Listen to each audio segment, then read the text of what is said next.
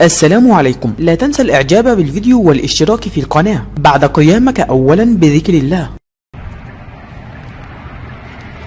شوفوا الزحمة يا شباب، هذه استراحة في جدة. المعالج البلوي اللي يعالج بالكي جاي اليوم جدة. شوفوا السيارات كيف.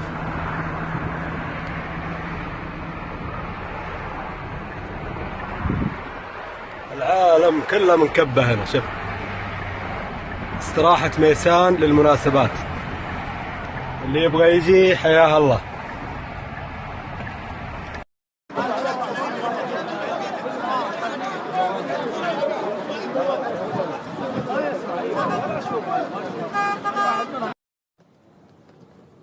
شوف الزحمة كيف،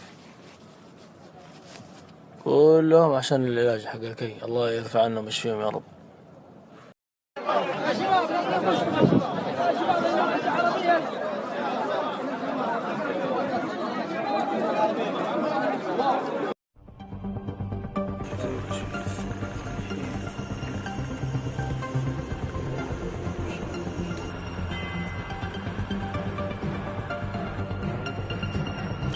ما شاء الله ما شاء الله. الحمد لله الحمد لله. انا الرجال حضرت في ام حسن. أيوة. الحمد لله والشكر. ما كان يحكي اول والله. لا اله الا الله. والله مهدينهم جايين من القصيم. أيوة. الحمد لله تعافيت.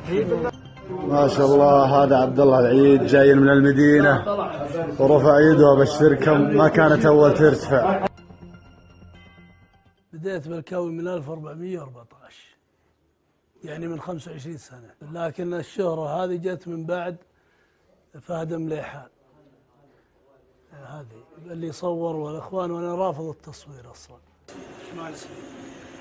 ما يرفع يده، ارفع يدك، ارفع يدك، هذا آخر شيء.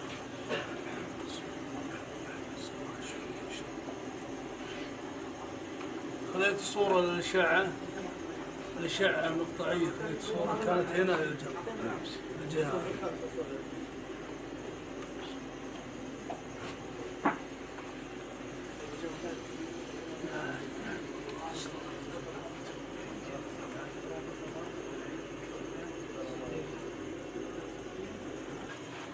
أكتب أنا إن شاء الله. آمين آمين. أسرع فيه إن شاء الله. ما تشوف شر. أشهر شيء اللي هي جلطة المخ والأعصاب، اللي هي تمسك الأعصاب.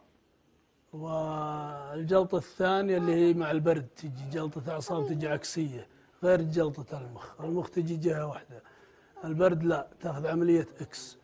وعرق النساء وأبو وجه، والجنون اللي بالرأس اللي هي الوشرة، واللي مثل الربو والقحة هذه الصدر. هذا فيه أمراض كثيرة بس ما يحتاج ذكر.